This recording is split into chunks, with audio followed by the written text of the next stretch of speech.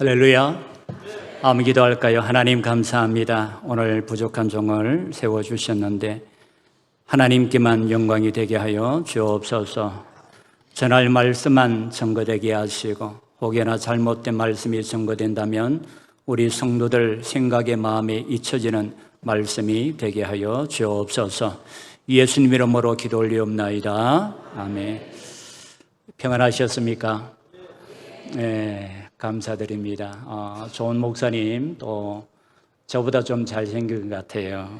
같은 남씨인데 우리 목사님은 성격이 좀 탁월하세요. 우리 남씨가 좀 내향적입니다. 내향적이고 입이 굉장히 무거워요. 웬만하면 말을 잘 하지 않아요. 근데 우리 목사님은 대할 때마다 부드러우세요. 그리고 보면 좀 외향적이신 것 같아. 잘 웃으시고 말씀도 잘하시고. 그런데 저는 겪어보지 않아서 모르겠지만 묵직합니다. 묵직하고, 그죠? 제가 다른 교회 왔기 때문에 이렇게 웃지 본교에서는 잘 웃지 않아요. 않습니다. 그래서 우리 또 북옥교회 왔으니까 제가 웃습니다. 오늘은 본문을 가지고 내가 너희에게 행한 것 같이라는 제목으로 잠시 은혜를 나누기를 원합니다. 여러분 6월 3일 날이 무슨 날이었죠? 지방선거일이 있었죠. 선거하셨습니까? 여러분이 찍은 분이 되었습니까? 안 됐습니까? 저도 찍었는데 안 됐습니다. 안 됐는데 제일 지방선거 말고 국회의원 보궐선거가 있었던 곳이 구포지역이죠. 보면 국회의원 보궐선거가 얼마나 큰 쟁점이었는지 몰라요.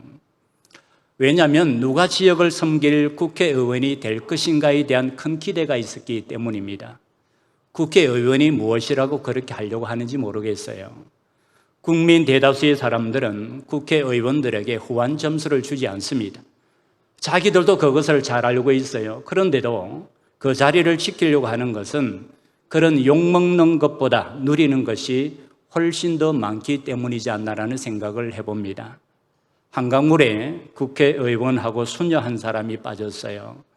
그런데 119 구급대원들이 왔는데 먼저 국회의원을 건져내더라는 것입니다.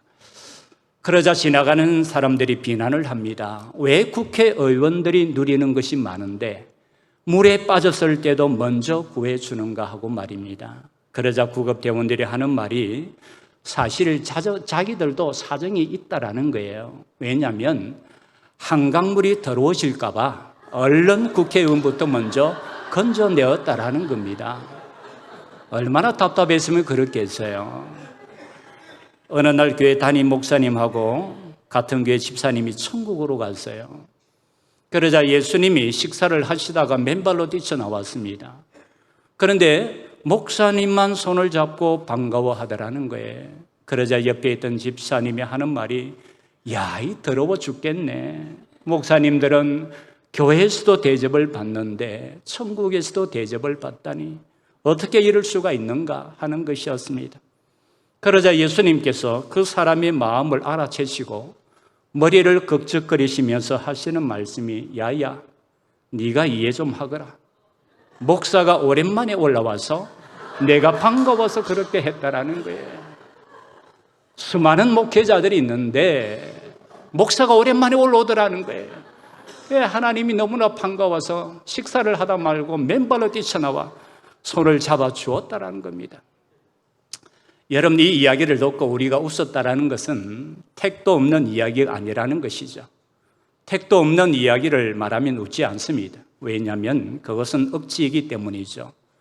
그러나 웃었다라는 것은 맞다라는 말입니다. 슬프지만 그것은 맞다라는 이야기죠. 진짜 백이 국회의원이 많지 않고 진짜 목사가 드물다라는 겁니다. 사실 성도도 진짜가 적어지는 시대가 되어졌습니다. 요구하는 것은 많지만 진짜가 없어져 가는 시대가 되었다라는 것이죠. 자신은 세상에 때를 묻고 살아도 목회자만큼은 그렇게 하지 않기를 바랍니다.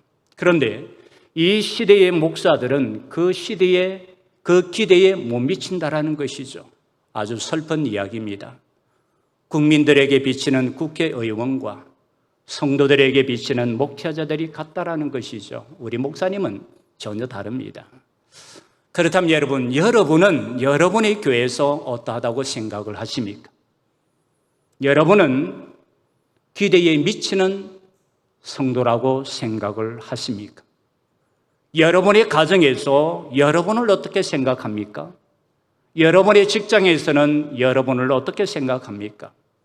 한마디로 여러분은 어떤 평가를 받고 계시는가 하는 것입니다. 사람들의 평가가 있죠. 물론 사람을 평가하면 안 되지만, 그러나 살아가다 보면 나도 모르게 드는 이미지는 속일 수가 없습니다. 저 사람은 괜찮은 사람 같아.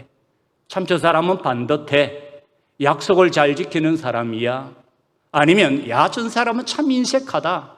너무 이성적이구나. 찔려도 피 한 방울 나올 사람이 아니다.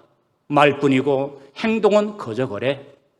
이런 평가는 받으려고 받는 것이 아니라 살다 보면 그런 평가를 하기도 하고 평가를 받기도 합니다.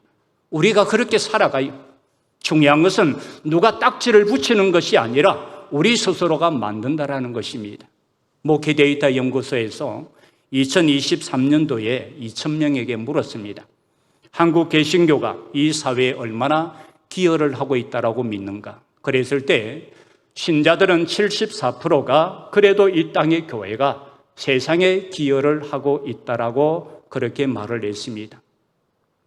그 다음에 23%는 나도 교회를 다니지만 세상에서 제대로 역할을 하지 못하고 있다고 했고, 나머지 4%는 별로 생각해 보지 않았기 때문에 모르겠다라는 것입니다. 그렇다면 믿지 않는 비신자들은 이 질문을 받고 어떻게 했을까요? 18%만이 교회가 세상에 좋은 일을 한다고 보았습니다. 그리고 62%는 교회가 세상에 별 도움이 되지 않는다, 그렇게 생각을 했고, 나머지 약 20%는 별로 관심이 없다라고 대답을 했습니다.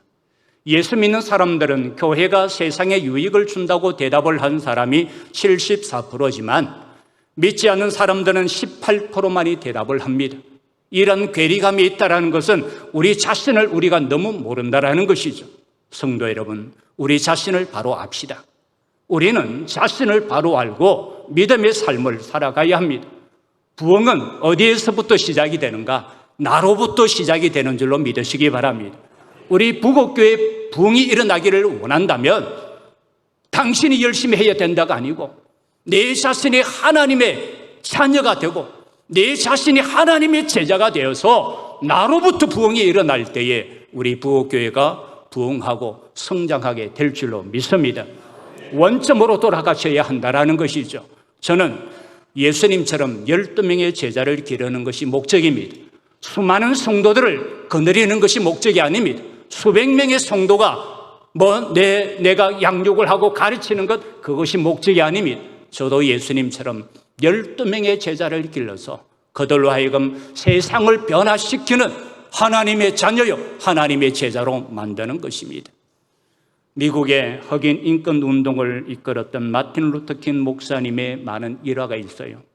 그런데 그 가운데 인상 깊은 일화 한 가지가 무엇인가 하면 그분이 마지막 설교에서 남긴 감동적인 이야기입니다. 그 내용은 이런 내용이에요. 사랑하는 여러분, 만약에 여러분이 나의 임종 때까지 함께 계신다면 부디 나의 장례식을 길게 하지 말아 주십시오. 내가 노벨상을 받았다라는 이야기는 하지 말아 주세요. 나를 칭찬하는 조사들은 다 빼주세요.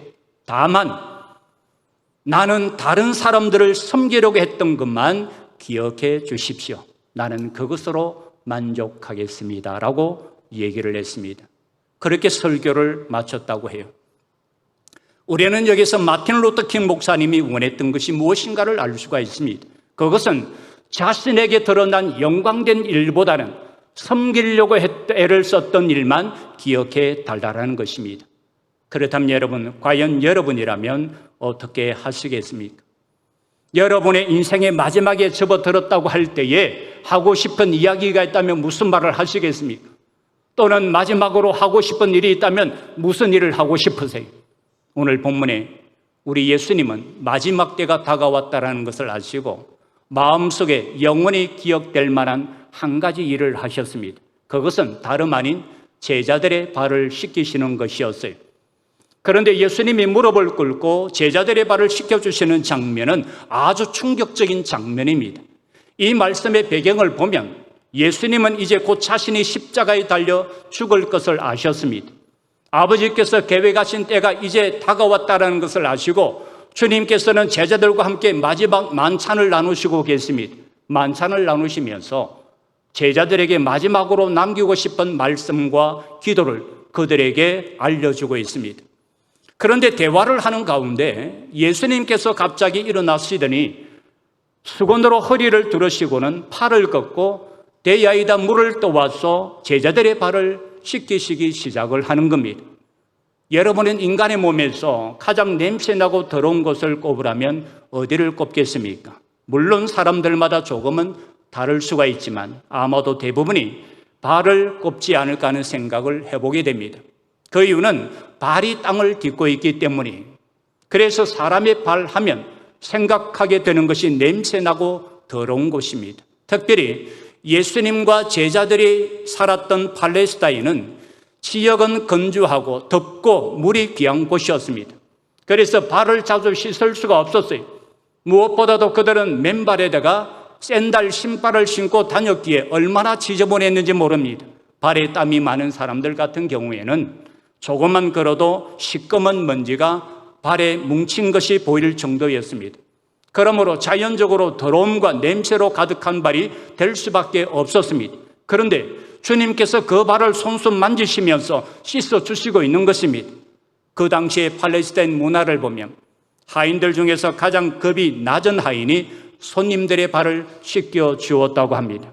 가장 더러운 일이었고 냄새나는 일이었기에 가장 낮은 하인이 하는 일이었는데 그 일을 친히 주님께서 하시고 계십니다. 그렇다면 이것은 충격 그 자체입니다. 어떻게 제자들도 아닌 주님이 그 제자들의 발을 씻어주신단 말입니까? 그러자 다른 제자들은 할 말을 잃고 넋을 잃은 채 예수님이 하시는 일에 그냥 어쩌다 못해 따라가고 있었습니다. 그런데 베드로만큼은 정신을 차리고 주님께 항의를 합니다. 내 발은 절대로 씻길 수가 없습니다. 주님은 나의 주님이 있습니다. 나의 스승이 있습니다. 나의 주가 되시고 하나님의 아들이 되시는 주님께서 어떻게 내 발을 씻을 수가 있겠습니까? 이렇게 주님 앞에 항의를 하며 주님을 말두고 있는 베드로의 모습이 요한복음 13장을 읽어가다 보면 기록이 되어져 있습니다. 그렇다면 여러분, 만약 여러분이 그 자리에 계셨다면 어떤 모습을 보였을까요? 아마도 충격 그 자체였을 것입니다. 하지만 우리는 여기에서 우리 주님께서 들려주시고자 하고 남겨주시고자 하는 진지한 교훈을 발견할 수 있어야 합니다. 지금은 마지막 만찬의 때입니다. 3년 동안 제자들과 동행하시면서 그들에게 앞으로 제자로서 살아가야 할 삶이 어떠해야 하는가를 가르쳐 주셨습니다. 그렇다면 여러분, 예수님의 말씀 포인트가 무엇인지 아십니까?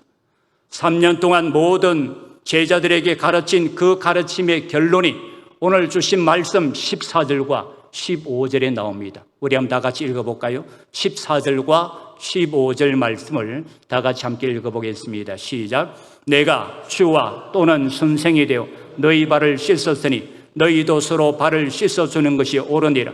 내가 너희에게 행한 것 같이 너희도 행하게 하려 하여 본을 보여노라. 내가 너희에게 행한 것 같이 너희도 행하게 하려 본을 보여노라. 여러분, 제자라는 의미는 스승을 따르는 자라는 의미예요. 그렇지 않습니까? 제자의 의미란 다른 것이 아닙니다. 내가 배웠다 이것이 아니에요. 스승을 따른다는 의미인 것입니다. 그 스승이 가르쳐 주신 교훈을 내 삶에 그대로 실천하는 것을 말하는 거예요. 그래서 오늘 예수님은 마지막 만찬의 모습을 통해 바로 이것이다 하고 제자들에게 알려주고 계시는 것이죠. 이것은 이제 너희가 선택권을 가지고 너희들이 원하면 따르고 원치 않으면 따르지 않는 것이 아니라 이것은 반드시 해야 된다. 스승을 따르는 제자로서 너희들이 주님의 제자라면, 나의 제자라면 반드시 해야 되는 너희의 모습이라고 주님께서 알려주시고 있는 것입니다. 그렇다면 주님이 우리에게 보여주신 삶이란 무엇일까요? 첫째는 낮아짐이라는 거예요. 여러분, 우리가 다른 사람의 발을 씻기기 위해서는 반드시 낮아져야 합니다. 제가 키가 좀 큰 편이에요. 제가 중학교 1학년 때 80이었습니다. 별로 놀라지 않는데 우리 집 종자가 큰 종자입니다. 우리 종자는 보통 제가 제일 작아요. 보통 보면 185, 190, 195 그렇습니다. 대신에 밭은 160을 넘어가는 밭이 없습니다. 이해를 하시면 모르겠는데 전부 다 155, 156, 우리 집사람이 160이에요. 제가 키가 큰데 위치면으로 내가 서서 다른 사람의 발을 씻겨줄 수는 없습니다. 위치면으로 낮아져야만 다른 사람의 발을 씻어줄 수가 있습니다. 신분면으로도 마찬가지입니다. 신분면으로도 낮아져야 발을 씻길 수가 있습니다. 그래서 바울은 주님의 이런 모습을 본받으라고 우리에게 권면하고 있습니다. 빌립보서 2장 5절로부터 8절에 보면 너희 안에 이 마음을 품으라. 곧 그리스도 예수의 마음이니 그는 근본 하나님의 본체시나 하나님과 동등됨을 취할 것으로 여기지 아니하시고 오히려 자기를 비워 종의 형체를 가지사 사람들과 같이 되셨고 사람의 모양으로 나타나사 자기를 낮추시고 죽기까지 복종하셨으니 곧 십자가에 죽으심이라 라고 했습니다. 예수님이 죽기까지 낮아지신 그 모습을 너희들 마음에 품으라고 권면하고 있습니다. 이 말은 너희들도 예수님처럼 그렇게 살아가라는 말입니다. 하지만 우리는 어떻게 합니까? 예수님처럼 낮아지는 것이 아니라 높아지려고 하죠. 이것은 어른들, 아이들 할 것 없습니다. 모두가 다 높아지려고 해요. 그 이 중에 하나는 경쟁에서 지면 안 된다라는 생각 때문입니다. 무조건 이겨야 한다라는 압박감에 사로잡혀 어떻게 해서든지 높아지려고 합니다. 그러나 높아지려고 하면 일어나는 현상이 있습니다. 무엇인 줄 아십니까? 다툼과 분쟁입니다. 분열인 것입니다. 하지만 우리가 낮아지면 하나가 됩니다. 낮아지면 연합을 이룰 수가 있습니다. 두 사람이 서로 의견이 맞지가 않습니다. 두 사람 비유를 할 필요가 없죠. 우리 노예 안에 어떤 교회를 보게 되면 지금 두 개로 나뉘어져 있습니다. 교회 안에 두 갈래로 나뉘어져 있어요. 두 갈래로 나뉘어져서 있으니까 싸움과 분쟁과 다툼이 일어나는 것이죠. 하지만 그 중에 한 사람이 한 부류가 낮아지는 순간 연합을 가져올 수가 있습니다. 그래서 낮아지면 다툼을 깨뜨려 버리는 거예요. 낮아지는 사람은 화도 잘 내지 않습니다. 왜냐하면 내가 죽어주기 때문이죠. 하지만 자기가 높아지려고 하거나 교만한 사람은 분노가 많아요. 그래서 싸움이 자주 일어납니다. 그 사람이 속한 곳에는 항상 분열이 일어나요. 하지만 우리가 낮아지면 사람들이 모여듭니다. 사람들이 따르고 그 사람을 좋아해요. 여러분은 높은 산을 등산해 보셨을 것입니다. 저도 가끔씩 산을 가는데요. 산악인들이 좋아하는 산 중에 하나인 에베레스트를 보게 되면 산 정상에 무엇이 있습니까? 여러분, 풀을 보셨어요? 나무를 보셨습니까? 저는 가보지는 않았지만 혹시나 한 번씩 나오는 TV를 통해 보게 되면 그 에베레스트 산에는 눈밖에 없어요. 왜인 줄 아십니까? 거기에는 산소가 부족하기 때문입니다. 사람은 높이 오르면 오를수록 산소가 부족해서 두통과 메스꺼움, 현기증으로 고생을 하게 됩니다. 그래서 사람들은 높은 곳을 좋아하지 않습니다. 하지만 산 아래를 보게 되면 풀이나 나무들이 숲을 만든 것을 볼 수가 있습니다. 그 이유는 산소가 풍부하기 때문에 어떤 식물이나 나무들도 잘 자라날 수 있기 때문입니다. 마찬가지로 높아지려고 하는 사람에게는 사람들이 없습니다. 사람들이 모이지를 않습니다. 왜요? 별로 도움이 되지 않기 때문에. 하지만 이와는 반대로 낮아진 사람들에게는 울창한 숲과 나무와 같이 많은 사람들이 모여듭니다. 그리고 그 사람과 함께 하려고 합니다. 왜냐하면 그 사람과 함께 있으면 내 마음이 편하고 내가 행복하기 때문입니다. 그러므로 오늘 우리 성도들은 항상 자신을 낮추어서 다른 사람을 섬길 수 있기를 바랍니다. 그래서 바울은 우리에게 이렇게 말씀을 해요. 빌립보서 2장 3절에 아무 일에든지 다툼이나 허용으로 하지 말고 오직 겸손한 마음으로 각각 자기보다 남을 어떻게 하라? 낮게 여겨라. 낮게 여겨라. 성도는 어딜 가나 무엇을 하나 이 낮아짐의 자세를 잊어서는 안 됩니다. 예수님은 하나님이셨지만 그 높은 보좌에서 내려와 자기를 비워 종의 형체를 가지셨다고 했습니다. 그래서 사람들과 같이 되셨어요. 뿐만 아니라 자기를 낮추어 죽기까지 복종하셨습니다. 그렇다면 여러분 한번 생각을 해보세요. 하나님이 왜 이 땅에 인간의 몸을 입고 내려오셨습니까? 왜 종의 형체를 가지시고 십자가에 못 박혀 돌아가셨습니까? 그것은 우리를 살리기 위함이었습니다. 그렇다면 사람을 살리기 위해서 무엇을 해야 할 것이, 우리가 해야 할 것이 무엇입니까? 그렇습니다. 내가 낮아지는 것이죠. 내가 죽는 것입니다. 내가 이기려고 하는 것이 아니라 내가 져주는 거예요. 힘이 없어서 져주는 것이 아니고 실력이 없어서 져주는 것이 아니라 그 사람을 살리기 위해서 내가 져주는 것입니다. 오늘날 교회 안에 보면 말을 잘하는 사람들이 많죠. 말을 잘한다는 것이 얼마나 귀한 일입니까? 앞에 얘기했지만 저는 말을 잘할 줄 몰라요. 그래서 말을 잘하지 않습니다. 그런데 말을 잘하는 사람들의 단점이 무엇인가 하면 절대로 지지 않으려고 한다는 거예요. 자신의 자존심을 건드리면 참지를 못합니다. 내가 상처를 받으면 하나님 앞에 엎드려야 하는데 그렇지 않고 총알을 장전해서 쏘는 총처럼 그렇게 말로써 쏘아 붙이는 경우가 있습니다. 여러분, 그렇게 하면 사람이 실족합니다. 그 사람으로 인해서 한 사람을 잃게 됩니다. 그렇다면 그 책임은 누가 져야 할까요? 그 사람이 져야 하는 것이죠. 어떤 분은 이렇게 말하시는 분들이 있습니다. 목사님, 우리도 사람이에요. 나도 사람이지 않습니까? 맞습니다. 나도 사람이기 때문에 화가 나면 분을 내어야 하고 자존심이 상하면 나도 저 사람을 갈봐야 됩니다라고 말을 하죠.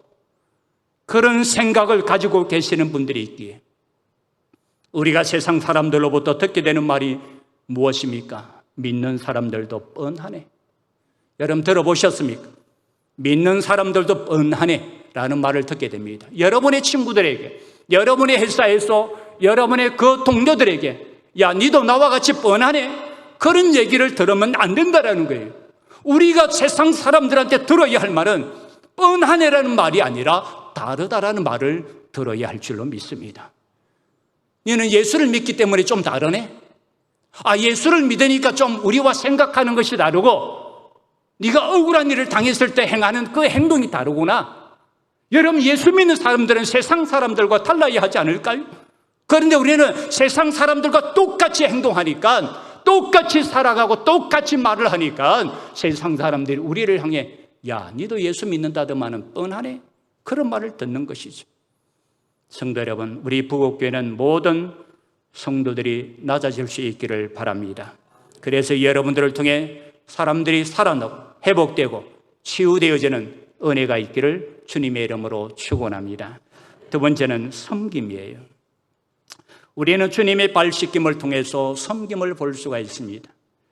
예수님이 십자가에 못 박히시기 전날 밤에 제자들의 발을 씻김으로써 신의 섬김이란 무엇인가에 대해 가르쳐 주셨어요. 무엇을 말합니까? 제자는 다른 것이 아니라 섬기는 것이라는 것이죠. 우리 주님께서 이 땅에 오신 목적에 대해서 잘 알고 있습니다. 주님이 오신 목적이 무엇이라고 했습니까? 마태복음 20장 28절에 인자가 온 것은 섬김을 받으려 함이 아니라 도리어 섬기려 하고 자기 목숨을 많은 사람들의 대속물로 주려 함이니라 라고 했습니다. 주님께서 오신 목적이 무엇이라고 했습니까? 섬김을 받으려 함이 아니라 도리어 섬기려 하고 자기 몸을 많은 사람들의 대속물로 주려 함이라고 했습니다. 신의 예수님께서는 이 말씀대로 자신이 섬김을 받지 않으시고 섬기셨습니다. 예수님은 가난한 자, 병든 자, 과부나 객, 고아와 같은 사람들을 섬겼어요. 그 사람들의 필요한 것들을 채워주셨습니다. 그러므로 우리 또한 이와 같은 삶을 살아가야 하는 것입니다. 그런데 예수님이 이 말씀을 하셨을 때가 언제인 줄 아십니까? 야고보와 요한의 어머니가 자신의 두 아들을 데리고 예수님께로 와서 청탁을 했을 때입니다. 그때 무엇을 청탁했는 줄 아십니까? 나의 이 두 아들을 주의 나라에서 하나는 주의 우편에 하나는 주의 좌편에 앉게 해달라고 했어요. 그러자 그 말을 들은 예수님께서 말씀하시기를 인자가 온 것은 섬김을 받으려 함이 아니라 도리어 섬기기 위해 왔다라고 말씀하십니다. 성도 여러분, 우리가 신앙생활을 할 때에 불평과 원망이 왜 나온 줄 아십니까? 그것은 내가 섬김을 받으려고 하기 때문이, 섬김을 받으려고 하다 보니 자신의 마음에 들지 않으면 불평과 원망을 하게 되는 것입니다. 그러나 자신이 섬기면 그렇지가 않습니다. 내가 섬기면 조금은 힘들고 땀을 흘리더라도 기쁨이 있습니다. 신앙생활에 즐거움이 있는 것이죠. 여러분, 우리가 교회를 섬기고 성도들을 섬겨보세요. 다른 사람이 내가 원하는 것을 해주지 않는다고 하지 말고 내가 그 일을 해보세요. 예를 들자면 주차장에서 주차를 관리하는 것도 그렇습니다.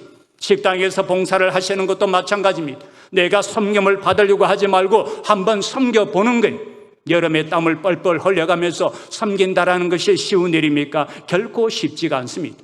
그러나 그분들이 섬기는 것은 예수님이 우리에게 보여주신 삶의 모습이기 때문입니다. 하지만 신앙생활을 하는 성도들의 모습을 보세요. 대부분의 사람들이 섬김을 받으려고 하지 섬기려고 하지 않아요. 자신은 입으로 주님의 제자라고 하지만 제자다운 삶을 살아가지를 못하고 있습니다. 아니, 주님은 제자로서의 삶을 자신은 제자로서의 삶을 살아가지 않으려고 해요. 쉬운 일만 하려고 하고 힘들고 어려운 일은 하지 않으려고 합니다. 그렇다면 어떻게 우리가 주님의 제자라고 할 수가 있겠습니까? 로마의 기독교의 숫자가 극소수였을 때 한때 그 지역에서 역병이 돌았을 때가 있었어요. 무시무시한 역병이었습니다. 역사의 기록을 보면 그때 로마 안에 있는 시민 가운데 4분의 1이 역병 때문에 사망을 했다고 합니다. 이러한 역병이 돌기 시작하니까 그 안에 있는 사람들은 이성을 잃기 시작합니다. 두려움 때문에 이성을 잃고 그들은 사회적으로 모든 도덕과 윤리를 잃어버리게 됩니다. 부모는 병에 걸린 자식들을 길바닥에 내버립니다. 또한 자식들도 병에 걸린 노부모를 길바닥에 버립니다. 그래서 사회의 모든 윤리와 질서가 무너지고 있었습니다. 그런데 그때 한 그룹은 달랐습니다. 충격적으로 달랐는데 그 그룹은 바로 크리스천들이었습니다. 그들은 무시무시한 역병이 돌고 있는 그때에 길바닥에 버려진 사람들을 집으로 데려다가 간호를 하기 시작합니다. 교회로 데려와서 간호하기 시작했습니다. 그들을 위해 기도합니다. 추구하는 영혼들을 위해 손을 붙잡고 기도했어요. 끝까지 주님의 사랑으로 소망을 전하면서 이 세상을 떠나게 만듭니다. 그렇게 간호를 하는 가운데 병에 걸려 죽게 되는 크리스천도 많이 생겨나게 되었습니다. 그러나 그들의 모습에서 한 가지가 보였어요. 그것은 바로 주님의 얼굴이었습니다. 그때 로마 시민들은 그들에게서 예수 그리스도의 얼굴을 보기 시작합니다. 그러자 더 이상 하나님의 아들이 예수라는 사실을 부인할 수 없는 자리에까지 가게 됩니다. 그리고 역병 후에 얼마 안 갔어 로마가 예수 그리스도의 십자가 앞에 무릎을 꿇었습니다. 섬김을 통해 주님의 얼굴이 보여졌던 것입니다. 그렇다면 오늘 우리 성도들은 어떻습니까? 주님의 얼굴을 여러분의 삶 속에서 보이시고 있습니까? 그것은 다름 아닌 섬김으로서 가능한 것입니다. 여러분, 오늘 예수님이 우리에게 보여주신 것은 낮아짐이요 섬김이라는 사실을 잊지 마시기를 바랍니다. 예수님은 우리에게 말씀합니다. 마가복음 9장 35절에 누구든지 첫째가 되고자 하면 무사람의 끝이 되며 무사람을 섬기는 자가 되어야 하리라. 간혹 가다가 섬기는 사람들 중에 시험에 들어 넘어지는 사람들을 볼 수가 있습니다. 여러분 많이 보셨죠? 안 보셨습니까? 저는 교회를 섬기는 가운데 교회를 섬기다가 많은 분들이 시험에 들어 넘어지고 교회를 떠나는 모습을 보았습니다. 그런 사람들은 섬김의 습관화가 되어 있지 않기 때문이에요. 섬김의 습관화가 되어 있는 사람들은 섬기는 가운데 일어나는 모든 일들을 이겨냅니다. 왜인 줄 아십니까? 그렇습니다. 목적이 없기 때문이에요.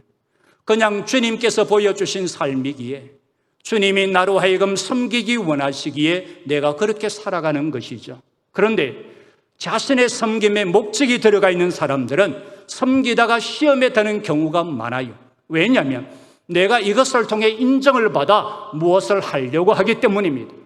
무엇이 되기 위해서 하고 장로가 되기 위해서, 권사가 되기 위해서, 안수집사가 되기 위해서, 아니면 무엇을 하기 위해서 하려고 하는 그 목적을 가진 사람들은 섬기면서 낙심을 하게 되고 섬기면서도 시험에 들게 되어지는 것입니다. 그래서 자신의 마음에 들지 않으면, 자신을 알아주지 않으면 불평을 하거나 아니면 교회를 뛰쳐나가 버립니다. 성도 여러분, 우리는 하나님 앞에 섬김의 삶을 살아가되 목적이 없는 그냥 내가 주님의 제자이기에, 주님이 나를 사랑하여 주셨기에, 주님이 나로 하여금 섬김에 살도록 원하시기에 내가 그 삶을 살아간다라는 믿음을 가지고 섬기시기를 바랍니다. 그래서 그 섬김을 통해 하나님이 주시는 위로와 힘을 얻게 되시는 우리 성도들이 되시기를 주님의 이름으로 축원합니다. 세 번째로 주님이 제자들의 발을 씻어주는 장면에서 우리가 발견할 수 있는 것은 무엇인가? 사랑입니다. 오늘 본문 1절을 보게 되면 이런 말씀이 있습니다. 유월절 전에 예수께서 자기가 세상을 떠나 아버지께로 돌아가실 때가 이런 줄 아시고 세상에 있는 자기 사람들을 사랑하시되 끝까지 사랑하시니라. 여기에 보면 끝까지 사랑하신다고 했어요. 그렇다면 예수님의 제자들이 어떤 사람들이었을까요? 당시 예수님의 12명의 제자들 중에는 주님을 은 30에 팔아버릴 자도 있었고 결정적인 순간에 예수님을 3번씩이나 부인할 자도 있었고 나머지 10명의 제자들도 결정적인 순간에 모두가 다 나는 모르겠다고 하면서 주님을 버리고 도망을 칠 제자들이었습니다. 그런데 그런 제자들을 주님께서 사랑하시기로 결단하되 끝까지 사랑하시기로 결단하시고 그대의 발을 씻겨 주셨던 것입니다. 예수님이 앞으로 일어날 일들을 모르시고 이렇게 제자들을 사랑해 주셨을까요? 아닙니다. 예수님은 앞으로 제자들에게 일어날 일들에 대해 다 알고 계셨어요. 하지만 그들이 나를 버리고 도망을 치든 아니면 나를 모른다고 3번이나 부인을 하든 아니면 나를 팔아서 넘겨버리든 나는 그들을 사랑하겠다라는 것입니다. 그렇다면 여러분, 우리도 예수님이 보여주신 이러한 사랑을 행하며 살아가야 하지 않을까요? 우리는 자신에게 잘해주는 사람만 사랑을 합니다. 자신을 챙겨주고 자신에게 필요한 사람들만 사랑을 하죠. 하지만 반대로 자신의 마음에 들지 않으면 사랑을 하지 않습니다. 미워하죠. 오히려 그 사람에게 대해서 좋지 않은 말들을 퍼뜨립니다. 참으로 간사하지 않습니까? 철학자이면서 신학자인 독일의 폴 틸리 목사님은 사랑에는 2가지 종류가 있다고 했어요. 첫 번째는 because, 때문에 하는 사랑이 있습니다. 이 사랑에는 분명한 이유가 있어요. 상대방이 나를 사랑하기 때문에 나도 사랑을 해준다라는 거예요. 내 마음이 외롭기 때문에 사랑을 하는 것입니다. 나한테 잘해주기 때문에 나도 사랑을 하는 것이죠. 어떤 행동에 대한 보답 혹은 어떤 이익을 얻기 위해 가장하는 사랑인 것입니다. 폴 틸리는 세상의 대부분의 사랑이 이 첫 번째 사랑의 형태를 띠고 있다라고 그렇게 말을 했습니다. 그리고 두 번째는 인스파이드 오브, 그럼에도 불구하고의 사랑이 있다라고 했습니다. 이 사랑에는 이유가 없어요. 상대방이 나를 사랑하지 않아도, 나한테 잘해주지 않아도 나는 그 사람을 사랑하는 것입니다. 그래서 이 사랑은 내 욕심과 이익이 아닌 상대방을 위한 순수한 사랑이기에 이 사랑이야말로 순수한 진짜 사랑이라고 말했습니다. 이 사랑을 보여주신 분이 누구인가 하면 예수님의 사랑이라는 것입니다. 예수님이 나를 그렇게 사랑해 주셨다라는 것이죠. 그러기에 우리는 우리를 위해 모든 것을 내어주신 예수님이 아니고서는 진정한 사랑을 알 수가 없습니다. 우리가 예수님을 만날 때에 그 사랑을 알게 됩니다. 그 사랑을 알 때에 예수님을 전할 수가 있습니다. 그러므로 여러분, 세상이 말하는 가짜 사랑에 현혹되지 말고 세상에서 가장 아름답고 뜨거운 예수님의 진짜 사랑을 행하며 살아가실 수 있기를 바랍니다. 예수님께서 부활하신 후에 제자들에게 수차례 나타나셔서 자신의 모습을 보이셨는데 복음서 마지막 부분에 가면 디베랴 바다에서 제자들과 함께 아침을 드시고 사랑하는 베드로와 대화를 나누시는 장면이 나옵니다. 거기에서 예수님 베드로에게 이렇게 묻죠. 요한의 아들 시몬아, 네가 이 사람들보다 나를 더 사랑하느냐? 예, 주님, 제가 주님을 사랑합니다. 그래, 시몬아, 내 양을 쳐다오. 두 번째 묻습니다. 요한의 아들 시몬아, 네가 나를 사랑하느냐? 예, 주님, 제가 주님을 사랑합니다. 그래, 시몬아, 잘했다. 내 양을 먹여다오. 마지막으로 묻습니다. 요한의 아들 시몬아, 네가 나를 사랑하느냐? 주님 다 아시지 않습니까? 주님은 모든 것을 다 아시는데 내가 주님을 사랑하는 줄 주님이 아시나이다.